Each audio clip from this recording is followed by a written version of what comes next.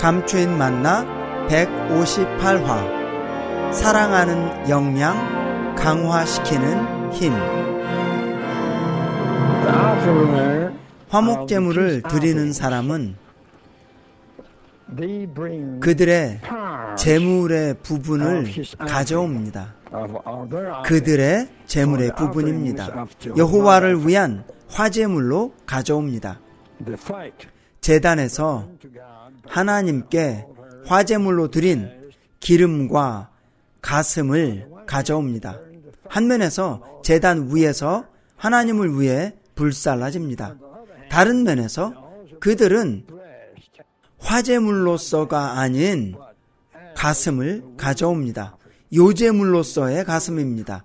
흔드는 것은 바로 흔드는 것입니다. 그것은 부활하는 것입니다. 그래서 요제물은 부활하신 분이신 그리스도를 가리킵니다.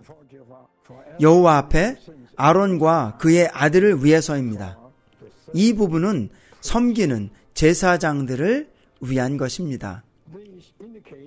이것이 가리키는 것은 그리스도를 화목제물로 취하는 우리는 그리스도의 뛰어난 부분을 하나님께 하나님의 만족을 위해 드려야 한다는 것입니다. 동시에 우리는 그리스도의 사랑하는 부분을, 그것은 가슴으로 예표됩니다.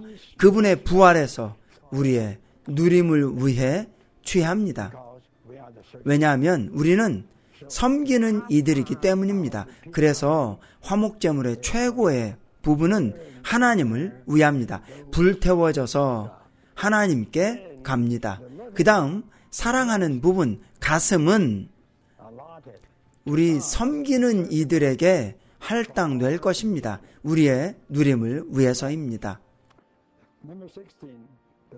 화목제물의 오른쪽 넓적다리는 거제물로서 제사장에게 주어집니다.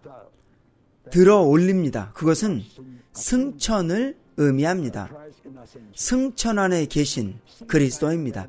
그리스도의 힘의 부분은, 이것은 오른쪽 넓적다리입니다. 오른쪽 넓적다리는 힘의 부분을 의미합니다. 저는 여기에 서 있습니다. 저는 설 수 있는 힘이 있습니다. 바로 이 두 다리 때문입니다.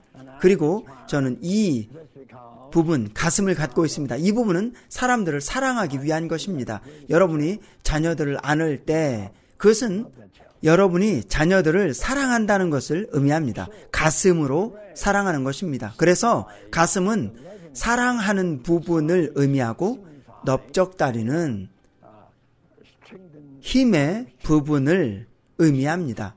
힘입니다.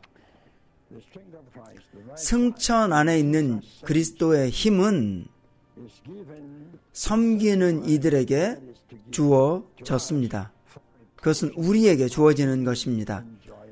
그의 누림의 분깃을 위한 것입니다. 이 두 부분이 보여주는 것은, 첫 번째는 화목제물의 기름의 최고의 부분은 하나님께 간다는 것입니다. 사랑하는 부분은 섬기는 이들에게 갑니다. 그리고 힘의 부분, 힘의 부분은 또한 섬기는 이에게로 갑니다. 그래서 우리가 더욱 그리스도를 화목제물로 사역할수록, 더욱 우리가 하나님께 화목제물을 드릴수록 더욱 사랑하는 역량을 우리는 갖게 될 것입니다. 더욱 강화시키는 힘을 우리는 갖게 될 것입니다. 그 의미는 우리는 더욱 사랑이 많아지고 더욱 강해진다는 것입니다.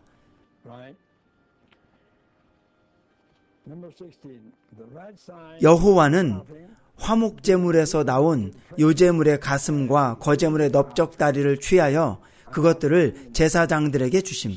승천 안에서의 제물입니다. 이것이 의미하는 것은 그리스도의 승천 안에서의 힘의 부분, 오른쪽 넓적다리가 섬기는 이에게 그들의 누림의 분깃으로 주어진다는 것입니다.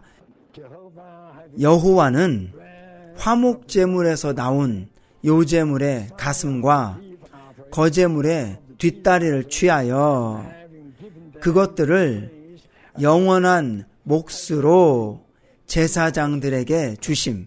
몫은 또한 분깃을 의미합니다. 그들의 영원한 분깃입니다.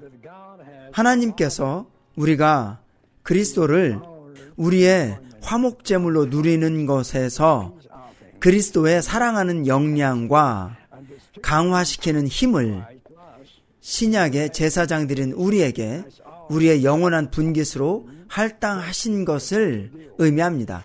하나님을 섬기는 것에 있어서 우리의 누림을 위한 우리의 영원한 분깃입니다.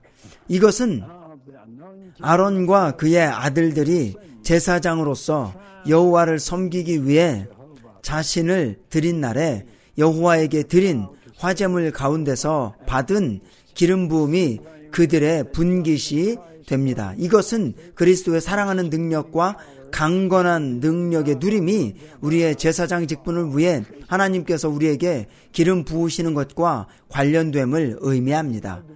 여러분은 하나님에 의해 제사장으로서 기름 부어지지 않았습니까? 기름 부어졌습니다. 좋습니다. 그 순간에 하나님은 여러분에게 분깃으로 주셨습니다. 여러분에게 그리스도의 사랑하는 역량을 주셨습니다. 그리고 그리스도의 강화시키는 힘을 여러분에게 주셨습니다. 여러분의 영원한 분깃으로 주셨습니다. 이제 여러분은 말해야 합니다. 할렐루야! 내가 제사장이 되도록 기름 부음을 받은 한 나는 그리스도의 사랑하는 역량을 가졌다. 그리고 나는 그리스도의 강화시키는 능력을 가졌다. 그래서 나는 사랑할 수 있다. 그리고 나는 설 수 있다. 제사장으로 봉사하기 위해서이다.